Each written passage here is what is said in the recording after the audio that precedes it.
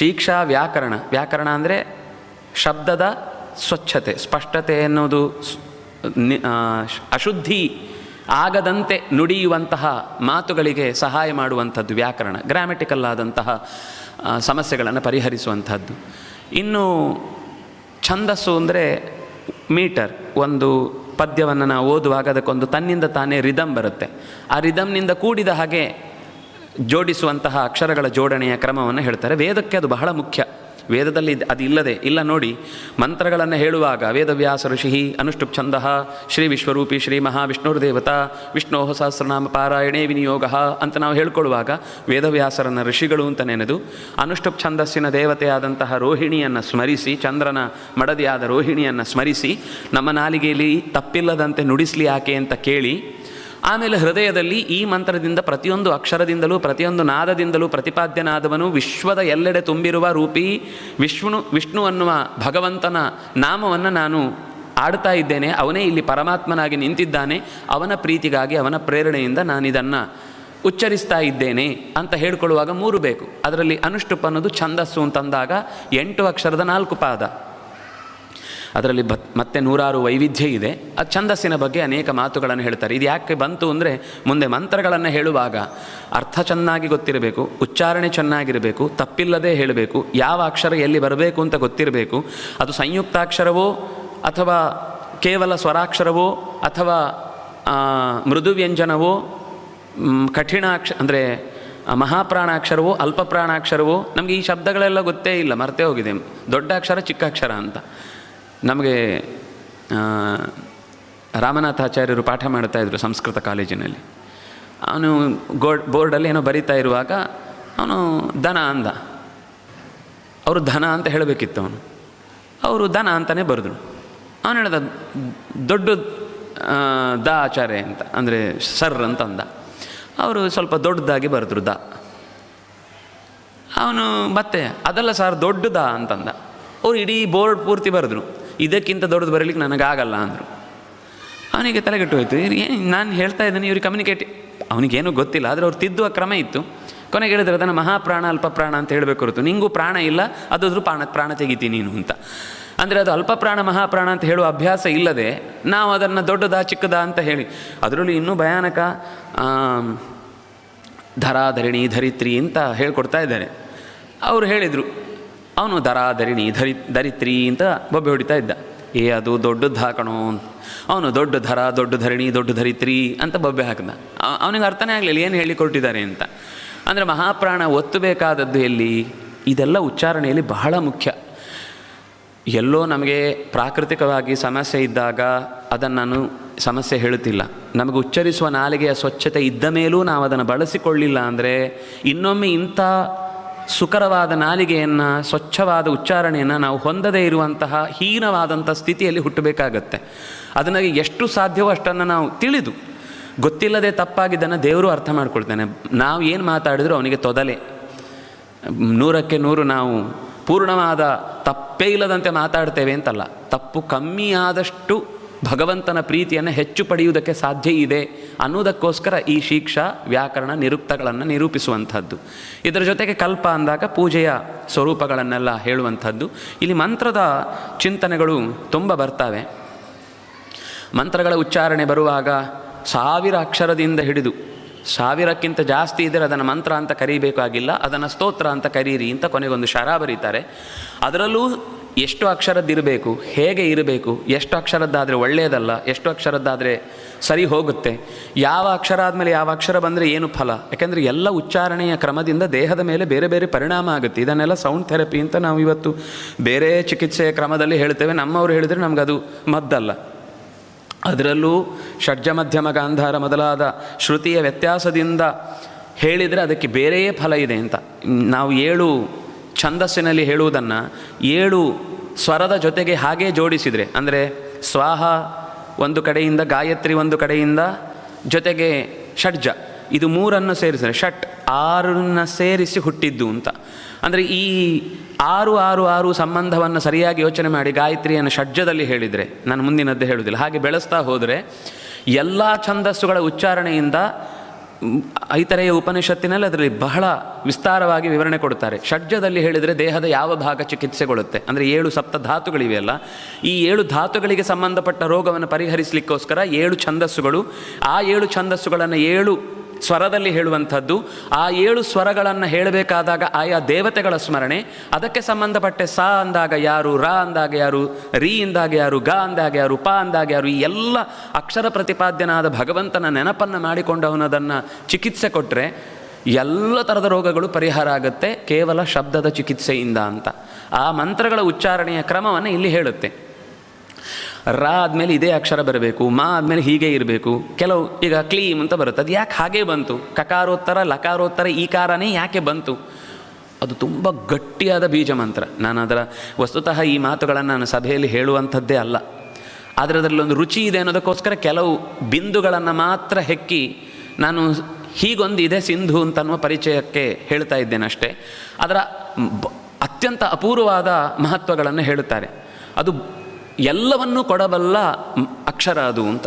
ಆ ಕ್ಲೀಮ್ ಅನ್ನುವ ಶಬ್ದಕ್ಕೆ ಹೇಳುವಾಗ ಕೃಷ್ಣನ ವಿಶಿಷ್ಟವಾದ ಸಂಬಂಧ ಇರುವ ಮಂತ್ರ ಅದು, ಕೃಷ್ಣನ ರೂಪವನ್ನೇ ಹೇಳುವ ಮಂತ್ರ ಅದು. ಅಖಿಲಪ್ರದ, ಬಯಸಿದ್ದೆಲ್ಲವನ್ನು ಕೊಡುವಂತಹ ಅಪರೂಪದ ಶಕ್ತಿಯನ್ನು ಆ ನಾಮ ಹೊಂದಿದೆ ಅಂತ ಹೇಳುವಂಥದ್ದು. ಹೀಗೆ ಆ ಮಂತ್ರದ ಬಲವನ್ನು ಹೇಳುತ್ತೆ. ಅದನ್ನು ಕೈಕಾಟ ಇದೆ, ಅದನ್ನು ತಂತ್ರ ಅಂತ ಕರೀತಾರೆ. ಕೈಕಾಟ ಅಂದರೆ ನಮ್ಮ ಕೈಯನ್ನು ನಾವು ಬಳಸುವಾಗ, ನಾನು ಮೊನ್ನೆ ಹೇಳಿದೆ, ಪ್ರತಿಯೊಬ್ಬರೂ ನಮಸ್ಕರಿಸುವಾಗ ನಾವು ಕೈಯನ್ನು ತಿಕ್ಕಿ ಹತ್ತಿರಕ್ಕಿಟ್ಟುಕೊಂಡ್ರೆ ನಮ್ಮ ಕೈಯಲ್ಲಿ ರೇಸ್ ಪಾಸ್ ಆಗೋದನ್ನು ನಾವು ಗಮನಿಸಬಹುದು. ಇದರ ಪ್ರಯೋಗವನ್ನು ನಾವು ಅದನ್ನು ಮುದ್ರೆಗಳನ್ನು ಮಾಡುವುದರಿಂದ ಅಥವಾ ಅದನ್ನು ತೋರಿಸುವುದರಿಂದ ಆ ಶಕ್ತಿ ಬೇರೆ ಬೇರೆ ಆ್ಯಂಗಲ್ನಲ್ಲಿ ಹೋಗುತ್ತೆ. ಹೋದಾಗ ಅದರ ಪ್ರಭಾವ ಯಾವುದರ ಮೇಲೆ ಅದು ಬಿದ್ದಿದೆಯೋ ಅದರ ಪರಿಣಾಮ ಬೇರೆ ಆಗುತ್ತೆ. ಈಗ ಉಣ್ಣುವಾಗ ನಿರ್ವಿಷೀಕರಣಾರ್ಥಂ ತಾರ್ಕ್ಷ್ಯ ಮುದ್ರಾಂ ಪ್ರದರ್ಶಯಾಮಿ ಅಂತ ಹೇಳುತ್ತಾರೆ. ನಾವು ಅದನ್ನು ಗರುಡನ ಕೃತಿಯ ಹಾಗೆ ಒಂದು ಮುದ್ರೆ ತೋರಿಸೋದಿದೆ. ಅಂದರೆ ಈ ಮುದ್ರೆ ತೋರಿಸುವಾಗ ನಮ್ಮ ದೇಹದಲ್ಲಿ 24 ಗಂಟೆ ಹರಿಯುವ ಪ್ರಾಣಶಕ್ತಿಯ ಕ್ರಮ ಈ 2 ಬೆರಳುಗಳ ನಡುವೆಯಿಂದ ಹರಿದು ಬಂದಾಗ ಅದು ವಿಷವನ್ನು ಕಳೆಯುವ ಶಕ್ತಿಯಾಗಿ ಬದಲಾಗಿ ನಮ್ಮ ಆಹಾರವನ್ನು ಶುದ್ಧೀಕರಿಸುತ್ತೆ ಎನ್ನುವ ನಂಬಿಕೆ ಅದು. ಅದನ್ನು ಪ್ರಯೋಗ ಮಾಡಿ ನೋಡಲಿಕ್ಕೂ ಆಗುತ್ತೆ, ಏನು ಅಸಾಧ್ಯವಾದಲ್ಲ. ಇದೆಲ್ಲ ತಂತ್ರಗಳು ಅಂತ. ದಿಕ್ಕುಗಳಲ್ಲಿ ನಾವು ಜಪವನ್ನು ಮಾಡುವಾಗ ದುಷ್ಟಶಕ್ತಿಗಳು ಹೋಗಲಿ ಅಂತ ಪ್ರಾರ್ಥಿಸಿ ಅದು ಫಟ್ಕಾರ ಅಂತ ಹೇಳ್ತಾರೆ. ಅದನ್ನು ಯಾಕೆ ಮಾಡಬೇಕು, ಹೇಗೆ ಮಾಡಬೇಕು? ತಾಳವನ್ನು 3 ಬಾರಿ ಗಟ್ಟಿಯಾಗಿ ತಟ್ಟಿ ಹುಟ್ಟಿದ ಅಗ್ನಿಯನ್ನು, ಇನ್ನೂ ನಾರಾಯಣ ಪಂಡಿತರು ಅದನ್ನು ನೃಸಿಂಹಾಗ್ನಿ ಅಂತಾರೆ, ಆ ಹುಟ್ಟಿದ ಅಗ್ನಿಯನ್ನು ತೆಗೆದು ದಿಕ್ಕುಗಳಿಗೆ 8 ದಿಕ್ಕುಗಳು ಮೇಲಿನ ಮತ್ತು ಕೆಳಗಿನ ಒಟ್ಟು 10 ದಿಕ್ಕುಗಳಿಗೂ ನಾವು ಅದನ್ನು ಕಳುಹಿಸಿ ನನ್ನ ಈ ಜಪ ಆಗುವ ಆವರಣದ ಒಳಗೆ ಯಾಕೆಂದರೆ ನಾವು ಮೊದಲು ಸ್ಥಳವನ್ನು ಪ್ರದೇಶವನ್ನು ಶುದ್ಧಿ ಮಾಡಿರ್ತೇವೆ. ಕೂಡುವ ಮಣೆ, ಅದರ ಮೇಲೆ ಹಾಸಿದ ಬಟ್ಟೆಯೋ ಅಜಿನವೋ ಅಥವಾ ದರ್ಭೆಯ ಹಾಸೋ ಏನಿರುತ್ತೋ ಅದನ್ನು ನಾವು ಮಣ್ಣಿತ್ಯಾದಿಗಳು ಇಲ್ಲದ ಹಾಗೆ ಕೆಲವೊಮ್ಮೆ ಕೂತಾಗೆಲ್ಲೋ ಕಾಲಿನ ಮಣ್ಣು ಅಂತ ಜಾಡಿಸಿ ನಾವು ಕೂತಿರ್ತೇವೆ. ಸ್ನಾನ ಮಾಡಿ ಮೈಯ ಕೊಳೆಯನ್ನು ತೊಳ್ಕೊಂಡಿರ್ತೇವೆ.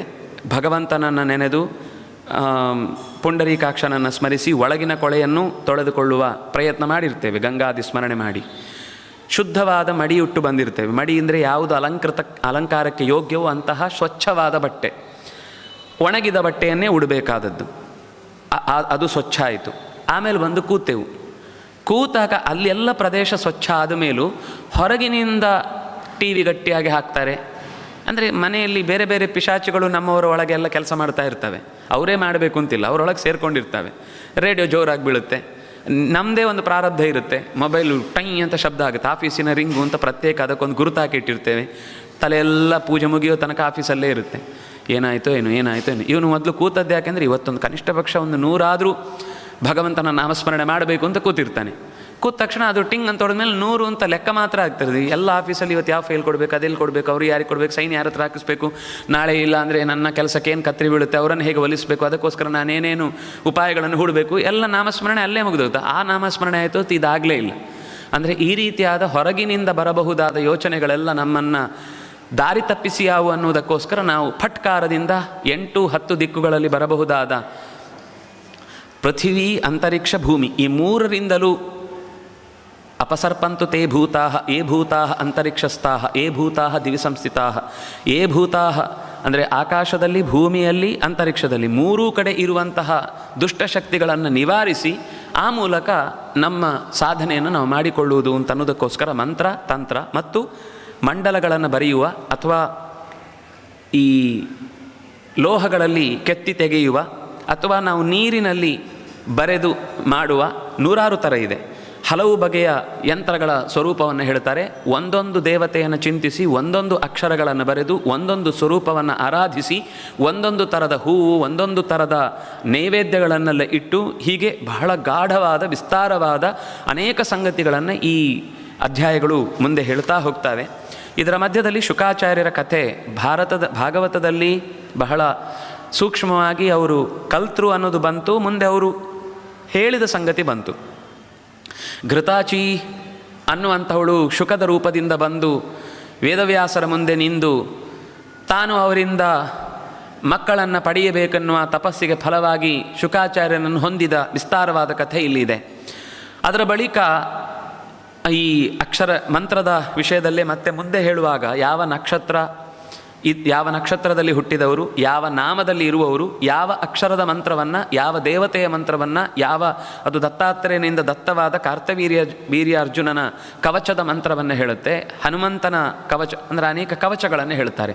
ಏನೋ ತುಂಬ ತೊಂದರೆ ಆಗಿದೆ ಅಂತಂದಾಗ ಸಾಮಾನ್ಯವಾಗಿ ದೊಡ್ಡವರ ಹತ್ರ ಹೋಗಿ ಕೇಳಿದಾಗ ಈ ಸ್ತೋತ್ರ ಹೇಳು. ಈಗ ಬಾಲರಕ್ಷಾ ಸ್ತೋತ್ರ ಅಂತಿದೆ. ಮಗುವಿಗೆ ತುಂಬ ಯಾವುದಾದ್ರೂ ಗ್ರಹಪೀಡೆ ಅಂದರೆ ದೃಷ್ಟಿ, ಕೆಟ್ಟ ದೃಷ್ಟಿಯಿಂದಾಗಿ ತುಂಬ ಅಳ್ತಾ ಇರುತ್ತೆ, ಹಠ ಮಾಡ್ತಾ ಇರುತ್ತೆ, ತಿನ್ನುವುದಿಲ್ಲ, ಜೀರ್ಣ ಆಗುವುದಿಲ್ಲ, ಏನೋ ಸಮಸ್ಯೆಗಳಿರ್ತವೆ.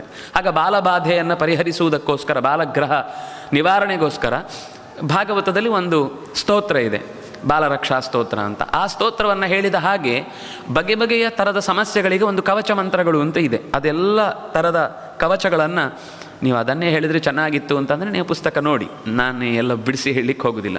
ಎಲ್ಲ ಥರದ ಸಮಸ್ಯೆಗಳಿಗೂ ಅಲ್ಲಿ ಉತ್ತರ ಕೊಡುವಂತಹ ರೀತಿಯ ಮಾತುಗಳಿವೆ. ಕಾರ್ತವೀರ್ಯಾರ್ಜುನ ಮತ್ತು ದತ್ತಾತ್ರೇಯರ ಸಂಬಂಧದ ಬಗ್ಗೆ ಇಲ್ಲಿ ಒಂದು ಸ್ವಲ್ಪ ವಿಸ್ತಾರವಾದ ಕಥೆ ಇದೆ.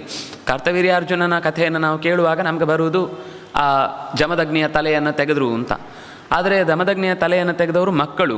ಕಾರ್ತವೀರ್ಯಾರ್ಜುನ ಅತ್ಯಂತ ದತ್ತಾತ್ರೇಯನ ಭಕ್ತನಾಗಿ ತಾನು ಹೊರಡುವಾಗಲೇ ಪ್ರಾರ್ಥನೆ ಮಾಡಿರ್ತಾನೆ, ನನಗೆ ಏನಾದರೂ ಈ ಹಾಟ್ ಸೀಟಲ್ಲಿ ಕೂತ ಮೇಲೆ ಕೆಟ್ಟ ಬುದ್ಧಿ ಬಂತು ಅಂತಂದರೆ ನಿನ್ನಿಂದಲೇ ನನಗೆ ಸಾವು ಬರಬೇಕು ಅಂತ ಕೇಳ್ಕೊಂಡು ಬಂದಿರ್ತಾನೆ. ಎಷ್ಟೋ ಸಾವಿರ ವರ್ಷಗಳ ಕಾಲ ರಾಜ್ಯದಲ್ಲಿ ಎಲ್ಲಿಯೂ ಕೂಡ ಕಳ್ಳತನ, ದರೋಡೆಕೋರತನ ಉಂಟಾಗದಂತೆ ರಕ್ಷಿಸುವುದಕ್ಕೋಸ್ಕರ 1000 ತೋಳುಗಳನ್ನು ಕೇಳಿದ್ದನ್ನೇ ಜನರ ರಕ್ಷಣೆಗಾಗಿ ಬಳಸಿ ಇವತ್ತಿಗೂ ನಾವು ಏನಾದರೂ ಒಂದು ವಸ್ತು ಕಳೆದು ಹೋದರೆ ನೆನಪಿಸಿಕೊಳ್ಳುತ್ತೇವೆ.